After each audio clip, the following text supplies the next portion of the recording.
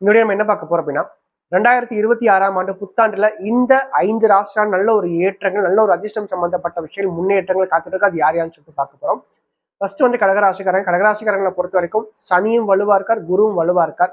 So இவங்களுக்கு ஒரு சிறப்பான ஒரு ஆண்டாக அடுத்த ஆண்டு கண்டிப்பாக இருக்க போகுது அப்படின்னு சொன்ன நல்ல ஒரு மாற்றங்களை கொடுக்கும். என்ன ஒன்று, பேச்சில் மட்டும் கொஞ்சம் கவனம் எடுக்கும். ரெண்டாவது விருச்சிகராசிக்காரங்களை பொறுத்த வரைக்கும் பாக்கியஸ்தானத்துல குரு உச்சம் பெற போகிறார். 5ஆம் இடத்துல சனி வந்து குருவினுடைய பார்வையில் இருக்க போறார். ஸோ இவங்களுக்கும் நல்ல ஒரு ஏற்றங்கள், சௌகரியமான ஒரு வாழ்க்கை, அதிர்ஷ்டகரமான வாழ்க்கை கண்டிப்பாக காத்துட்டு இருக்கு. அடுத்து மூன்றாவது மீனராசிக்காரங்களை பொறுத்த வரைக்கும் குரு ராசிநாதன் 5ஆம் இடத்துல உச்சம் பெற்று ராசியை பார்க்க போறது சிறப்பு தான். 7 சனியுடைய கஷ்டங்கள் கண்டிப்பாக அடுத்த ஒரு ஓராண்டுகள் குறையும். கண்டிப்பாக சிறப்பாகவே இருப்பாங்க வாழ்க்கையில அப்படின்னே சொல்லலாம். சரிங்களா? நல்ல ஏற்றங்களுடைய வாழ்க்கையில காத்துட்டு இருக்கு.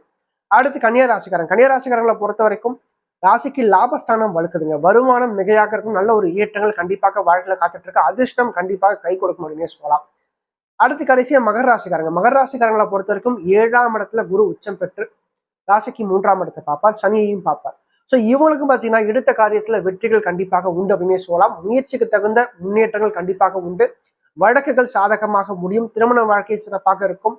இவங்க செய்யற விரயங்களானது லாபமாக மாறும் அப்படின்னு சொல்லலாம்.